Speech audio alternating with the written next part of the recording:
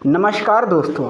राष्ट्र नीति इंडिया उत्तराखंड की माँ, माटी और मानुष की आवाज़ है और मैं सभी उत्तराखंड के वासियों और भाई बहनों से अपील करता हूँ कि इस चैनल को सब्सक्राइब जरूर करें, क्योंकि सबसे तथ्यपरक और ज्ञानवर्धक विश्लेषण राष्ट्र नीति उत्तराखंड और राष्ट्र नीति इंडिया हमेशा आपके लिए लाता रहा है। अंकिता हत्याकांड की आज हम बात करेंगे और अंकिता हत्याकांड के डीप एनालिसिस हम करेंगे, यानी इसे हम कहते हैं गहन विश्लेषण। वो तथ्य मैं आपको इस केस के बताऊंगा, पूरी इसकी समीक्षा करके, जो आज तक आपको शायद ही इस केस के बारे में पता होंगे। कई सारे अनसुने राज हम आपको बताएंगे, लेकिन सबसे पहले एक झटके में मैं आपको बता देता हूँ, ठीक है। तो अंकिता हत्याकांड की पटकथा बहुत पहले से लिखी गई। जब एक रिजॉर्ट में अंकिता नाम की जो लड़की है वो जॉब करने के लिए जाती है। यहाँ का जो ओनर है उसका नाम है पुलकित। तो वो अंकिता से अपने मेहमानों को खुश करने के लिए, सेक्सुअल फेवर देने के लिए कहता है या वेश्यावृत्ति की बात करता है। अंकिता वहाँ से निकलना चाहती है, लेकिन इससे पहले अंकिता निकलती, अंकिता की हत्या इस बात से नाराज़ होकर कर जाती है कि अंकिता कोई उसका राज खोल देती। अब पिछले दिनों मैंने एक वीडियो बना के आपको बताया था कि अंकिता की हत्या यूं ही नहीं होगी, वो बहुत सारे राज जानते हैं। वो राज कौन से हैं? वो राज उसकी एक एक्स कर्मचारी रही है, उसने मीडिया के सामने आकर के कहा है कि यहाँ पे सेक्स, नशा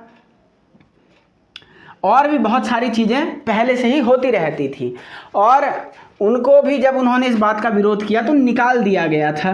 इवन ये तक पता चला कि उन्होंने अंदर अपने एक प्राइवेट जेल भी बना के रखी थी। कर्मचारियों को जब दंड देना होता था तो इन लोगों को जेल में भेज दिया जाता था। तो ये वो राज था जो शायद पुलकित आर्या को भय लग गया कि अगर ये मैं इसे जिंदा छोड़ दूँ तो ये आगे जाके बता देगी। इसके बाद अब अगर हम बात करें कि कॉज, ये हत्याकांड के कारण क्या जो अभी तक की स्टोरी सामने आई है पर्याप्त है? मुझे इसके अलावा भी इसमें कुछ लगता है कि अंकिता कुछ ऐसा जानती थी जो अभी तक ना पुलिस पकड़ पा रही है, ना पुलकित आर्या बता पा रहा है। और दूसरा सबसे ख़राब बात यह है कि कल मैं एक कोई मीडिया हाउस को देख रहा था जहां पर खून के धब्बे दिखाई देने की बात वहां पे की गई थी रिसोर्ट में। अब वो किसके थे, उनकी रिपोर्ट कितनी सच्ची थी, मैं इस बारे में नहीं पुष्टि कर सकता, लेकिन एक मीडिया चैनल ने इस बात को दिखाया है।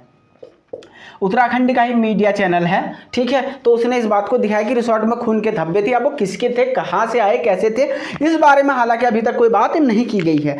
तो जो यहाँ पे फैक्ट ऑफ लॉ है, अंकिता केस को आप अगर एक विश्लेषण से समझें, इसके जो फैक्ट ऑफ लॉ हैं, यहाँ पर अभी तक ये बात गुत्थी बनी हुई है कि अंकिता की मृत्यु डूबने से हुई कि चोट लगने से हुई। इस बात को कहने में अभी तक कोई भी व्यक्ति श्योर शॉट नहीं है। कोई ये नहीं कह सकता कि अंकिता की मृत्यु डूबने से हो गई कि अंकिता की मृत्यु चोट लगने से हो गई है। डेथ का कॉज क्या है, कोई भी अभी नहीं इसको स्पष्ट रूप से बता पा रहा है, क्योंकि पोस्टमार्टम रिपोर्ट जो है, जितना मैंने सर्च किया, मुझे तो पब्लिकली नहीं मिली।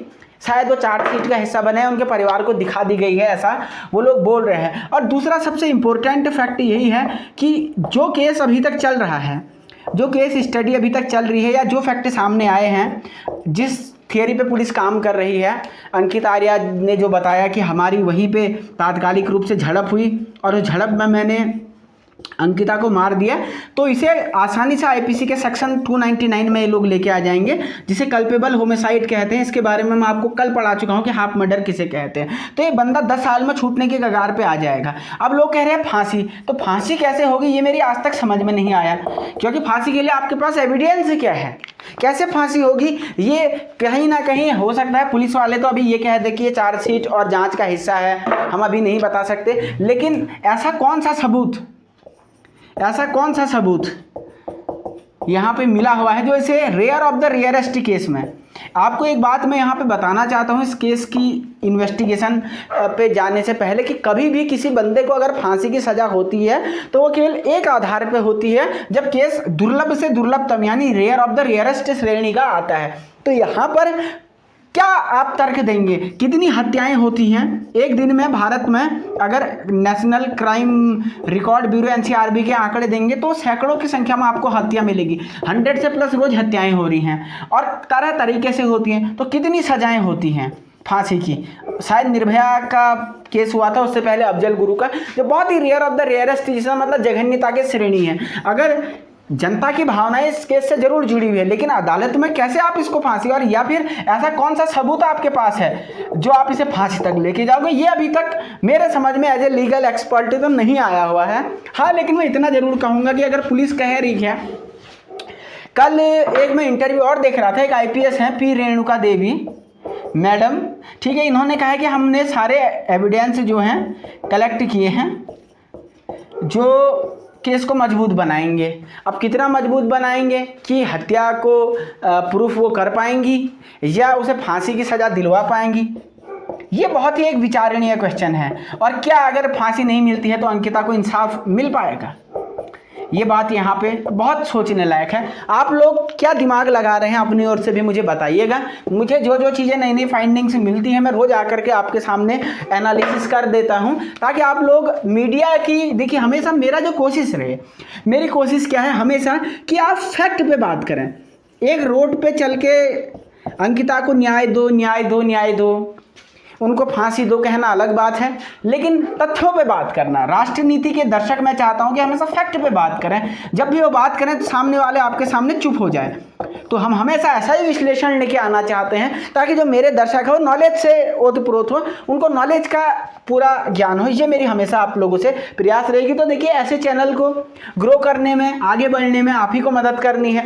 तो सभी लोगों से फिर से अंत में हाथ जोड़कर अपील की, ऐसे ही आप अगर सटीक विश्लेषण देखना चाहते हैं बनस्पत इस बात के कि उसके दोस्त ने क्या कहा, उसकी कॉल रिकॉर्डिंग क्या थी, उसके स्कूल के बच्चे क्या बोले, उसका पड़ोसी क्या बोला, ये सब चीज़ें देखने में अच्छी लग सकती हैं, लेकिन इससे आपको मिलेगा कुछ नहीं।